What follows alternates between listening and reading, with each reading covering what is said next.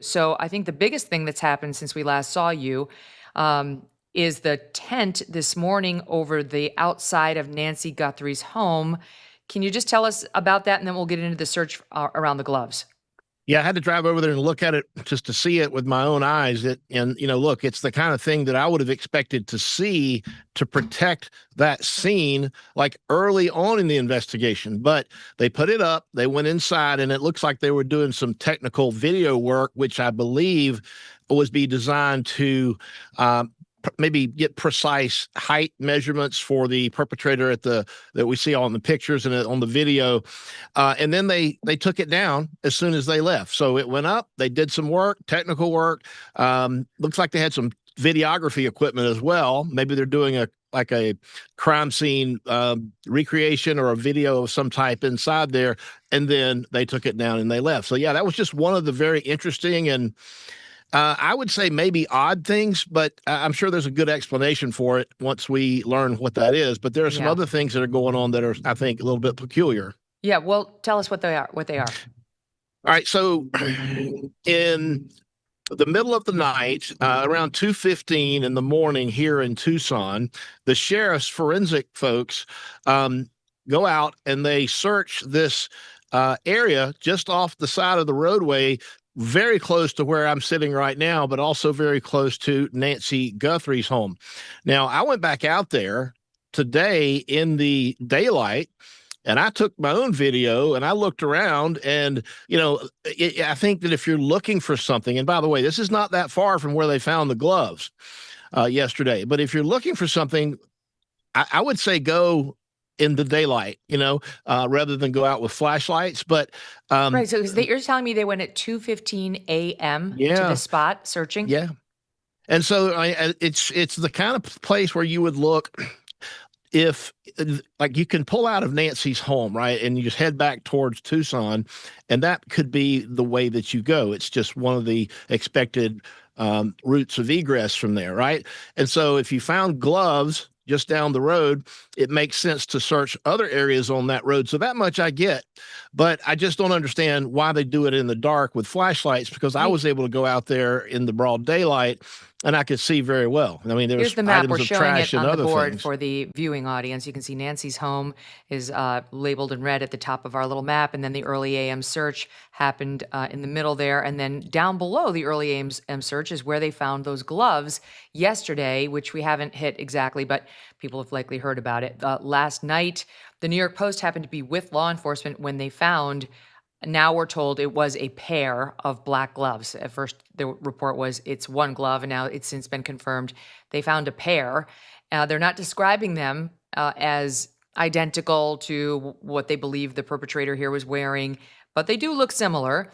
But everyone's quick to point out, Phil, that it's the desert, and you really can't function at all in the desert if you're doing any sort of pruning or gardening or cleanup even without gloves, or you're going to walk away pretty bloody. So we have no idea whether these gloves have any relation to the Nancy Guthrie case, but the cops have them, and they're being analyzed now, yes? Yep, that's my understanding.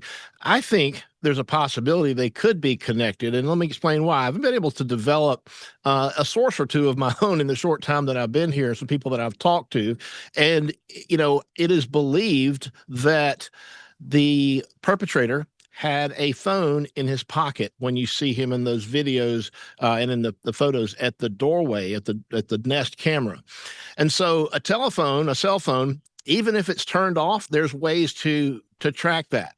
And so I believe that the searches that we've seen in the area of both Nancy's home yesterday and higher up in the foothills, all along this Campbell Road, which is where I was this morning, and even over by Annie Guthrie's house, I believe they are sort of following a perceived or believed route of travel, following a device. And specifically, a neighbor over at Annie's neighborhood didn't want to be interviewed on camera, but told me that the FBI had been at her house and that one of the things they were looking for, among other things, was a cell phone. Okay. So I'm putting all this together, and there's obviously missing pieces, but what it's starting to paint the picture of, for me at least, is the law enforcement officers believe that they have a general route of travel, and they are searching more specifically now along where that phone might have traveled, either going to or from Nancy Guthrie's home. International disputes, inflation, rising national debt, digital currency. There's a never-ending list of reasons gold has risen over 700% in the last 20 years. And a never-ending list of reasons smart Americans diversify a portion of their savings into precious metals with Birch Gold Group. Gold can thrive during uncertainty, which is why it's a crucial part of a balanced strategy. It gives you peace of mind, given all the events that could impact the U.S. economy. See if holding gold in a tax-sheltered retirement account is right for you. Birch Gold can help you convert an existing IRA or 401k into an IRA in gold. Just text MK to the number 989898 to receive your free info kit on gold. There's no obligation, just useful information. With an A+ rating from the Better Business Bureau and tens of thousands of happy customers, consider letting Birch Gold help you diversify with gold, so you too can have peace of mind regardless of the uncertainty. Text MK to 989898. If that's true, Phil, that's huge. I mean, if they actually have a cell phone now associated potentially with this crime, then we may be hours away from an arrest. Like that, how long would it take them to figure out who owns the cell phone? Well, that's a good question that I'm not a cell phone expert. I can just tell you what the sources have told me that's one thing the FBI was trying to find.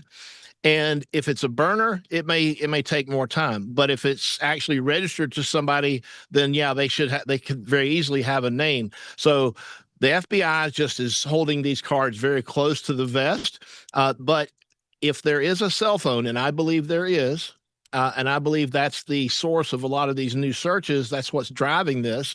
It's driving the location of where you see the FBI fanning out, searching all around, Annie's house a couple of days ago. And so you put all this together, and I believe that they are working off that sort of a presumption, Wow. and they're trying to track down where that phone came and went.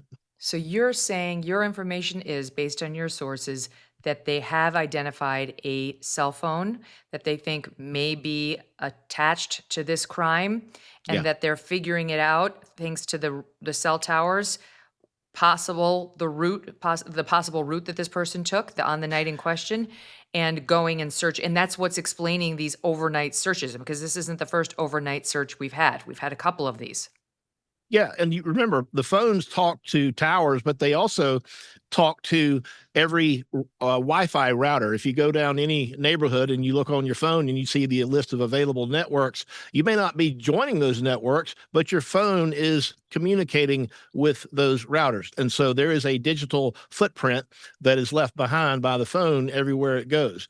They looked, I would say, around Annie's house. I would say that was probably maybe a half-mile radius, if I had to guess, based on what I saw. And I went to the house and I drove all around when the FBI was out there, and I was seeing these teams of agents, and there was some sheriff's deputies out there too, blocks and blocks away. So they were literally fanning out in a large area, which would be consistent with maybe a ping off of a cell phone tower that maybe you can't triangulate it and get a more precise location. Wow. But, it seemed to be a pretty large area they were searching, including people's yards, the neighbors' yards. They were looking for any items of relevance. But Well, I mean, certainly, if I think that's one of what the things they explains were looking for a all phone. the Yeah. activity over at Annie and Tomas's house, then that's even more interesting. That a phone, if it's true, that a phone that police think may have been associated with this crime went back into the Annie and Tomas neighborhood.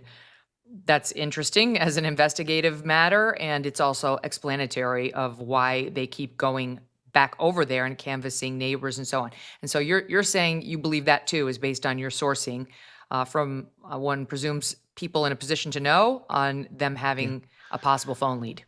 Yeah. And look, the fact that, you just have to look at the facts. I mean, the investigation is clearly focusing on two general places: the area around Nancy's home and the area around Annie's home.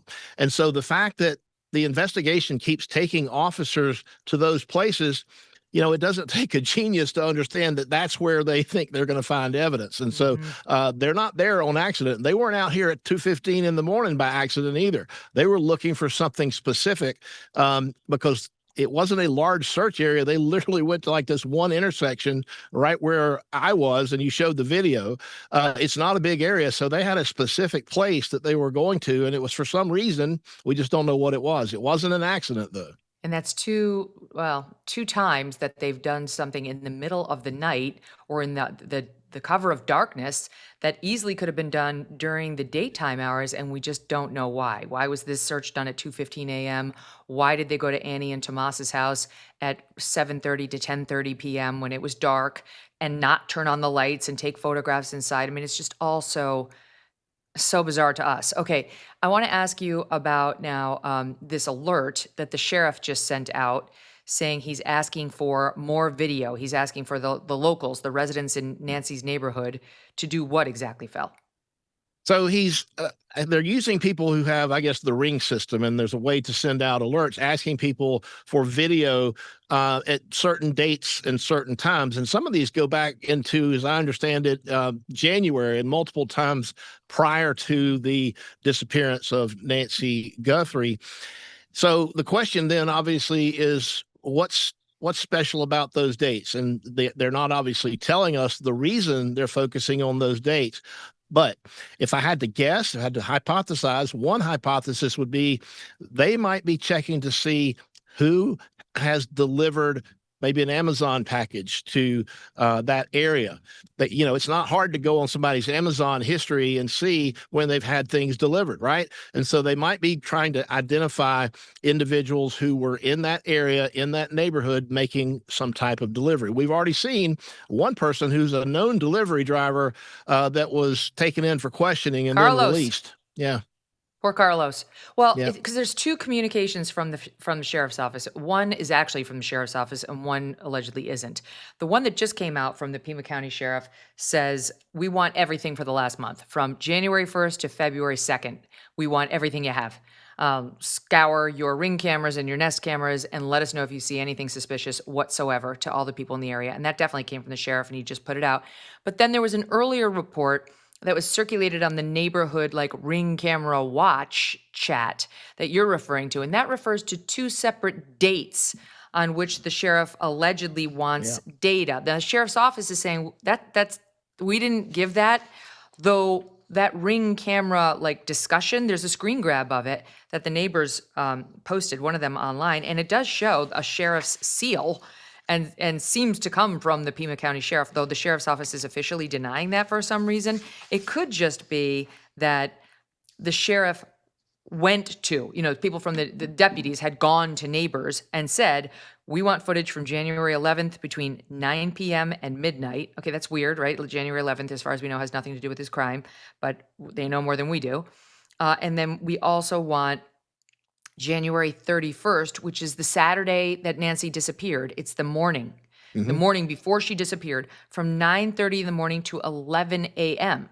So Nancy was alive and well then, saying, we believe there may have been a, quote, suspicious vehicle on Via Entrada around 10 a.m.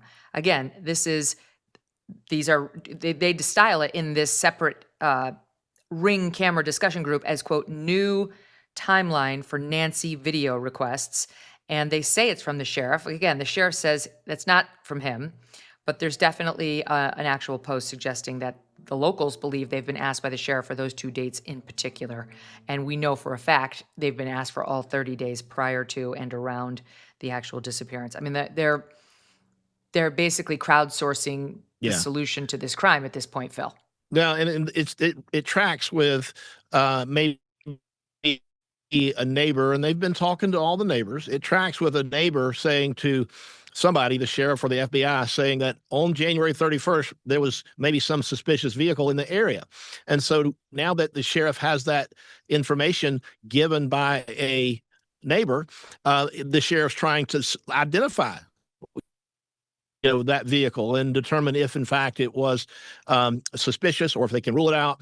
But it seems like they're following up on specific leads that they are given by the people that they are interviewing, which are the people in that area.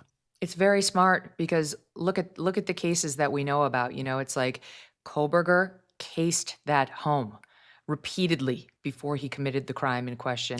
And also after. We know he went back the morning that he committed the crime in Idaho. It was 4 in the morning, between 4 and 4:20, and he was back there by 9:30 that next morning, 5 hours after he'd committed the murders, to look at it. Maybe he realized he left behind evidence. And so the sheriff's smart to include the 36 hours after this crime for suspicious vehicles. The odds that this guy just did this cold and never once drove by the house are very small. So this makes sense to me. Thanks so much for watching. If you like what you just saw, hit the subscribe button for more clips and full episodes.